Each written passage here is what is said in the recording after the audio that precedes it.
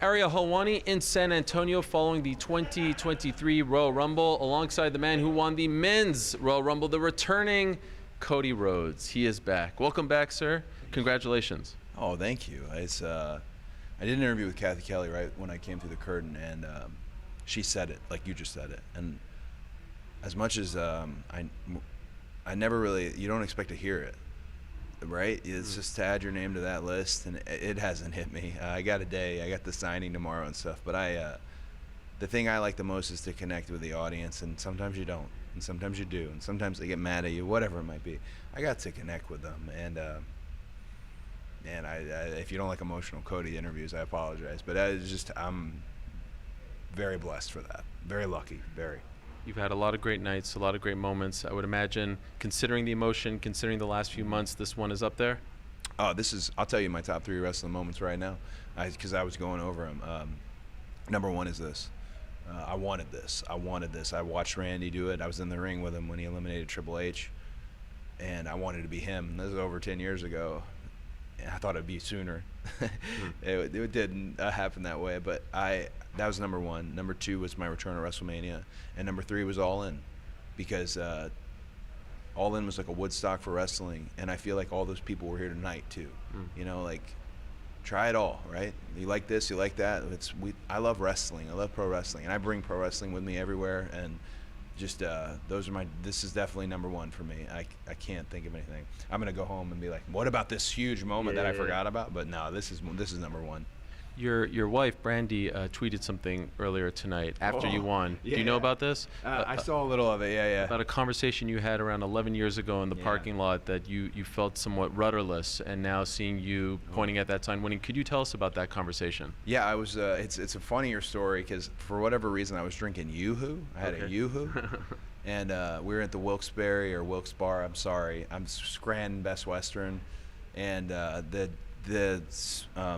Cena Rock bus was in front of me, and that bus had been in front of me for 1 year.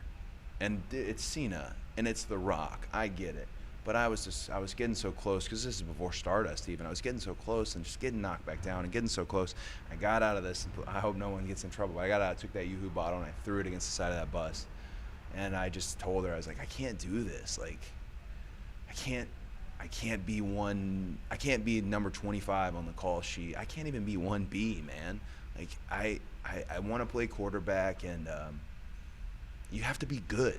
And that was the thing. Like, yeah, I maybe had some things when I left that I was right about, but there was a lot I wasn't right about. There was a lot of growing up that needed to be done, and I still am doing it now to this day. But yeah, I threw a Yoo-Hoo bottle against The Rock's face. Poor Rock, I'm so sorry, but I was tired. Like, this guy's, they're on top, and they're on top for a reason, you know. I wanted to be in that spot, and it took me some time to get even close to it. At that point, could that guy have been convinced that it would end up like this, or did you feel like this was a dead end? I didn't feel it was a dead end. I never considered a backup plan at all. I didn't think, though, that I thought I was entering a life deal with WWE, where I was going to be a legacy, a lifetime guy, and that just couldn't be a worse nightmare. I know my mom, she said he was going to end up in prison and jail when I left WWE, because she was so concerned. But I just needed to take a different road to get back on the same road, if that makes any sense. And I was on it so long, I didn't think I was coming back. And gosh, I got so lucky, and the situation worked out how it did. And I'm blessed to have had those experiences, blessed to have experiences like tonight. Mentally, how did you deal with the last few months? Because you come back, it's incredible, and then, you know, a few months of tremendous matches, but then you get injured, and it's a pretty gnarly injury. Yeah. Did you feel like, geez Louise, what do I have to do to get on a roll here? It's all working out for me. How did you deal with that mentally? Physically, we know you go rehab, it's tough, but the mental side of it is what I'm curious about. I was embarrassed. I really was. I was on my top of my game. All the measurables that make you like, oh, this is working, we're selling this, people are tuning, oh my gosh, like, I'm doing it. And then I got hurt bench pressing at my gym. Probably a lot of wrestling was involved with that, but I didn't know. I was just embarrassed. Like anyone, I've been saying this all night, I'm really sorry. I am. I didn't want to leave. I had an almost 30-minute match still, and then had to go get surgery. I was embarrassed, and that was one time where I thought, I'm worried now. Maybe I don't have it, right? Maybe everyone has doubts, even the most confident people. Maybe I didn't have it. And I'll tell you, two people that really kind of kept me in check was Nick Khan and Bruce Pritchard. I don't know why they got reputations, because, man, they've been nothing but angels to me. I mean, Nick Khan and Bruce both don't see Dusty when they see me. They see me. That's big, and it's big with me. And they just kept me on, and they never told me, hey, you're gonna do this. This is gonna happen. They just said, get better, get well. We need you back. We're gonna really, go for it. But then we never talked about what it was. And to be able to come back and now I punch this ticket, oof. Thank God. Just got to stay healthy. Seemed like the perfect way to bring you back. How close did it come to not happening? Because, again, pretty gnarly injury. I went to the Performance Center. I remember I made a joke when I was at AEW about hip toss class. I did like a hip toss class. Thank gosh for it, actually, because I worked with, I won't say one guy's name because I don't want to blow his spot up, but I worked with Carmelo Hayes. And absolutely, well, Joe Gacy was the other guy. I don't know why I'm not crediting it. They were rough with me. They were rugged.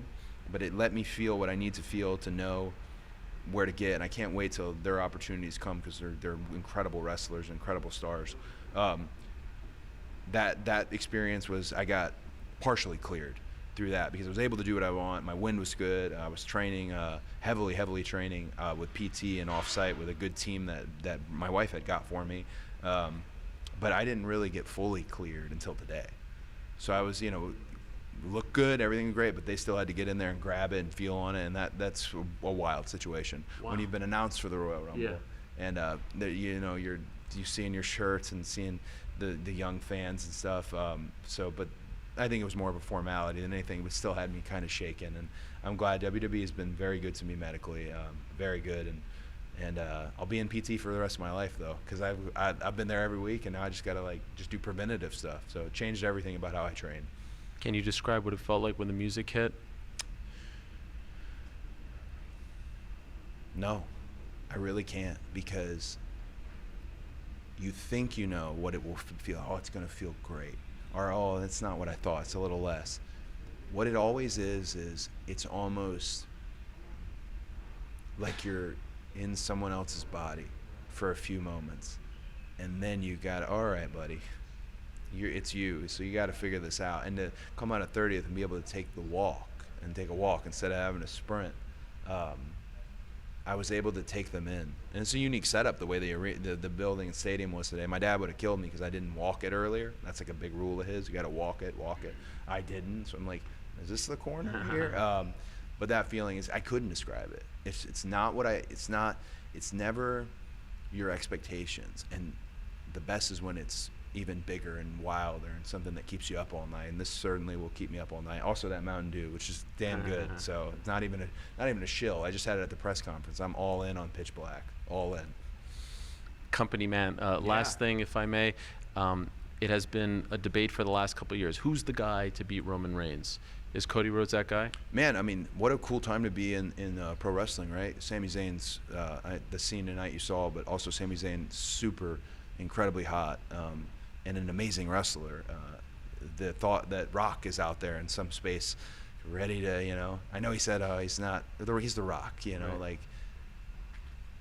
And the fact that my name, the three of those names, and then there's others too, but those three being something. I watched him on Jimmy Fallon. He's talking about all three of us. What a great time. Now I've punched the ticket and I'm going to WrestleMania, and if I had my preference, there's still shows ahead of us. If I had my preference, it has to be Roman. Roman's the best wrestler in the world, and there's just no doubt about that. I made a list in there, which is a bad idea to ever make a list, but he's the best wrestler in the world. And for me to really finish this and feel like this chapter that started in 1978, 7 years before I was born, that I can wrap it up. I can't shrivel under the lights. That guy's never shriveled under the lights. That's who I want to be in there with, because I think he's the best. Now, who knows what it'll be? We're heading into the biggest WrestleMania of all time. But that's what I'd like. I've been careful about even saying his name because I want to make sure that he's at his best and I'm at his best, and I think we're right now both at our best. Incredible stuff, inspirational stuff. Welcome back. Thank you. And good luck the next few months. Can't wait to see how it unfolds What do you want to in do Los Angeles. Because we had the bad handshake. Yeah. How about just this? I love it. Because I'm left. Yeah. Love it. Cody Rhodes, he's back. Congrats. Thank you very much. Thank you.